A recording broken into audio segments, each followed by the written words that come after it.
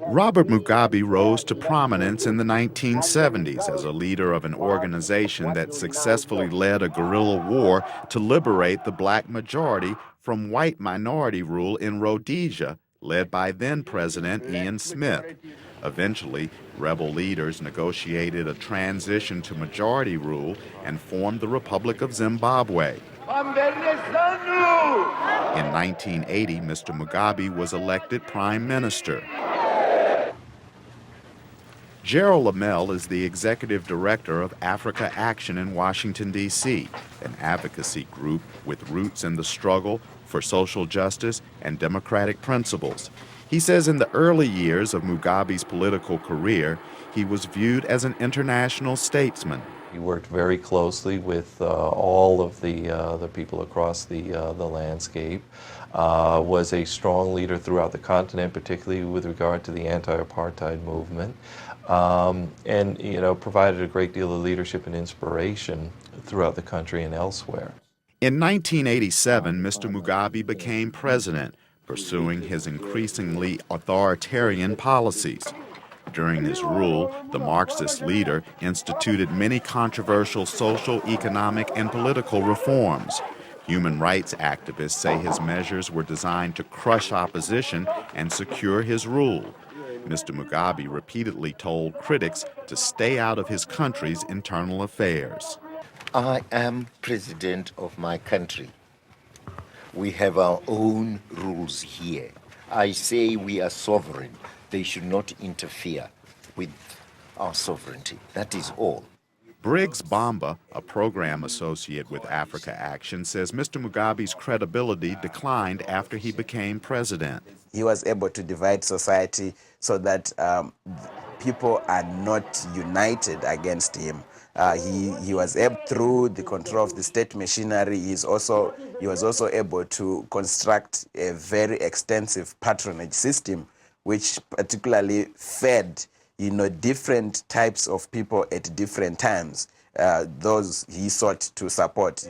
In the early 1980s, Western governments condemned Mr. Mugabe and other government officials for numerous human rights violations, including the massacre and wounding of thousands of so-called supporters of his political rival. He was also accused of using the police to detain and assault his political opponents. In 1998, he committed Zimbabwe's army into a costly and unpopular 5-year war in the Congo. In 2000, Mr. Mugabe designated most of the country's white-owned commercial farmland for confiscation and redistribution to poor black farmers who formed the core of his support. But those farmers had little or no farming experience. Throughout, President Mugabe blamed Zimbabwe's economic troubles on Western interference. The land reform policy and other policies triggered a severe economic downturn. People were waiting in lines for food handouts, and long lines formed for fuel at gas stations. The crisis deepened in 2003 after the United States and other Western powers imposed economic sanctions. By 2008, Mr. Mugabe's government was dealing with the world's highest inflation rate of more than 100,000%, with continuing shortages of food and fuel. Gerald Lamel says the president's legacy will be more negative than positive. Robert Mugabe is going to go down as a great liberation hero who, like many in Africa, stayed too long in power. And power corrupts, and he has become a corrupt dictator who seems to confuse the interests of the country with his own interests. And he's simply overstayed his welcome. We certainly are going to win.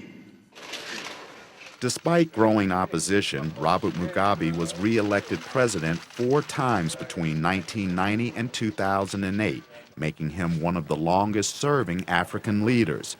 Mr. Mugabe has repeatedly denied allegations of vote rigging and intimidation to maintain his grip on power. In his later years, he has continued his controversial reforms. His admirers say his legacy is that of a liberating hero, but his critics say history will label Robert Mugabe as a dictator who abused his people and destroyed Zimbabwe's economy. Chris Simkins, VOA News. Belongs to the people of Zimbabwe. Zimbabwe shall never be a colony again.